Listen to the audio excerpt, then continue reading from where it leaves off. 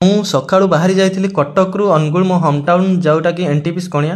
ତ ଯିବା ରାସ୍ତାରେ ଏମିତି ଜଙ୍ଗଲ ପଡ଼ିଥିଲା, ତ ଜଙ୍ଗଲ ପାର ହେଇକି ଯାଉଥିଲି। ତାପରେ ମା ହିଙ୍ଗୁଳାଙ୍କ ମନ୍ଦିର ପଡ଼ିଥିଲା, ମା ହିଙ୍ଗୁଳାଙ୍କ ମନ୍ଦିର ଦର୍ଶନ କଲି। ତାପରେ ମୁଁ ଆଗକୁ ଚାଲିଲି।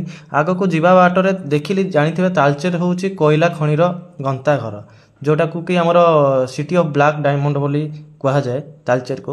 ତ ଏମିତି ଗୋଟିଏ ଖଣି ମୋ ନଜରକୁ ଆସିଲା, ତ ମୁଁ କହିଲି ଟିକେ ପାଖକୁ ଯାଇକି ଦେଖିବି।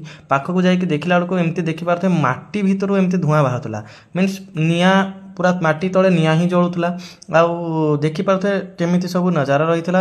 ସେ ସବୁ କୋଇଲା ଖୋଳିକି ଏମିତି ଏତେ ବଡ଼ ବଡ଼ ଗାତ ହେଇଛି ଯେଉଁଥିକି ପାଣି ସବୁ ରହିଛି।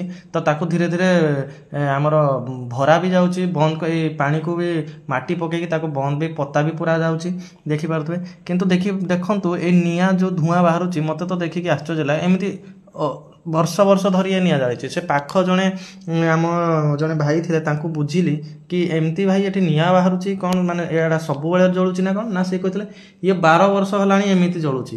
ଆଉ ମୁଁ କହିଲି ବର୍ଷା ଦିନେ? ନା ବର୍ଷା ଦିନେ ଅଧିକା ଧୂଆଁ ପୁରା, ଆଉ ଶୀତ ବର୍ଷା କିଛି ନାହିଁ, ସବୁବେଳେ ଏମିତି ଧୂଆଁ ବାହାରୁଥାଏ, ଏମିତି ନିଆଁ ଜଳୁଥାଏ।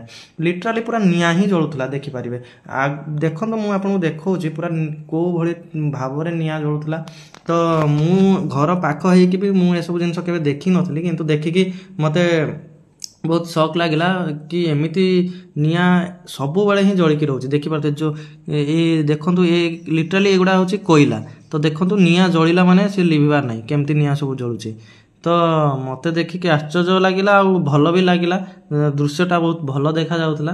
ତ ଏମିତି ସବୁ ଜିନିଷ, ଏଇ ତ ଗୋଟେ ଛୋଟ ପାର୍ଟ ଗୋଟେ ଖଣିର, ଏମିତି ହଜାର ବହୁତ ଖଣି ଅଛି।